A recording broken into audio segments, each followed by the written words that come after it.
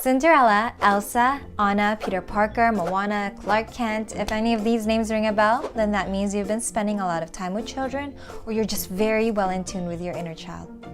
Sometimes people get so captivated with the storyline, the animations, the musical production that gets all put into media, that assessing the impact that these stories have on children are often overlooked.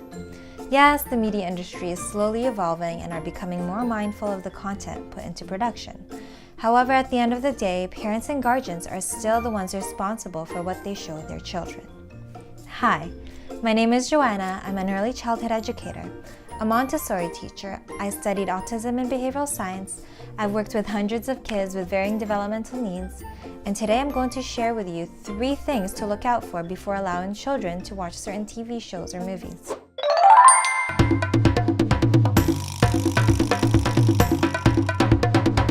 Number 1. Gender roles. Children develop gender identities by constructing gender schemas from movies or TV shows. Think of schemas as a model of what something is supposed to be.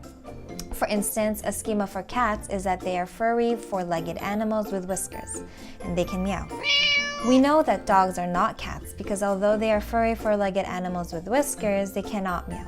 Thus, they don't fit this category. When it comes to gender schemas, they are developed based on gender stereotypes. In other words, behaviors and activities typical for each gender. This is what then determines a child's behavior. If they relate to a certain gender, they will act according to what they've observed a similar gender do. The shows and movies you allow children to watch may reinforce or abate what you've already taught them about their gender. For instance, if you show young children the classic movies Cinderella, Little Mermaid, or Snow White, they'll begin to believe that girls should have long hair, wear dresses, and can be friendly with animals. Thus, if anyone doesn't fit this description, they are believed to be less of a girl than others. This may affect how children treat themselves and each other. Number 2. Fantasy versus reality. From 2005 to 2009, an animated series known as Naruto began airing in America. It originated in Japan as a manga series that focuses on a 13-year-old boy named Naruto who is aspiring to be a ninja. Now in 2008, a 10-year-old boy in Washington died after burying his head in a sandbox while playing Naruto with his friends. He was mimicking his favorite cartoon character, and so his friends, reaching ages from 8 to 10 years old, buried him head first in a 1-foot-deep sandbox. Some of you may think that this news is absurd, but in reality, most children actually have a hard time separating fantasy from reality. The reason for this is because children are still constructing the world around them, without dismissing the things that they've already known. A 2006 study assessing the short and long-term effects of violent media on aggression in children and adults, the results showed that there were overall significant effects for exposure to media violence on aggressive behaviors, aggressive thoughts, and angry feelings. It was also concluded that the same processes that operate when children are exposed to media violence is similar to when they are exposed to violence on the streets, in the homes, or among their peers. In this society, we are often pushing the fantasies of adults into children through what we show and give them. Just because a child smiles and laughs at something, it doesn't mean that it will benefit them. We need to be careful what we are showing children and allowing them to play with. The safest action would be to show them what is logical and developmentally appropriate for them. So next time you're considering showing a child a video, ask yourself, are they mentally, emotionally, and physically ready for this? Number 3. Racial understanding.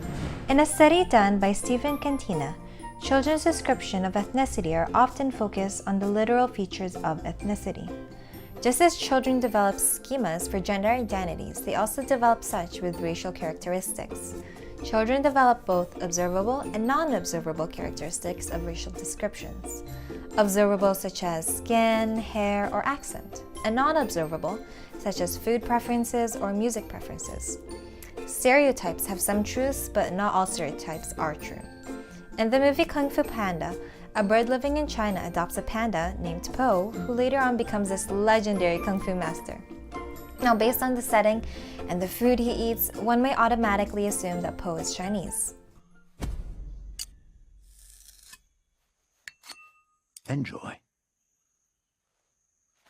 Hey! Now, is he?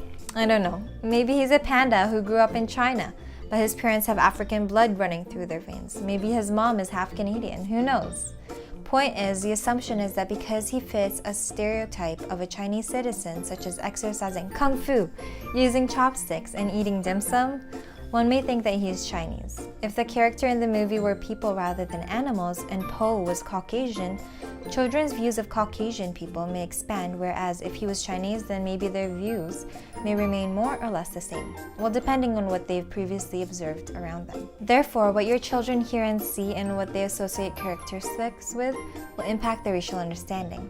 If we're not careful, children may end up having a really narrow view of what each culture and race offers. How about you? What do you consider before letting your child watch anything? Let me know in the comments below. And if you enjoyed this video, please share it with your family and friends. Tag them below.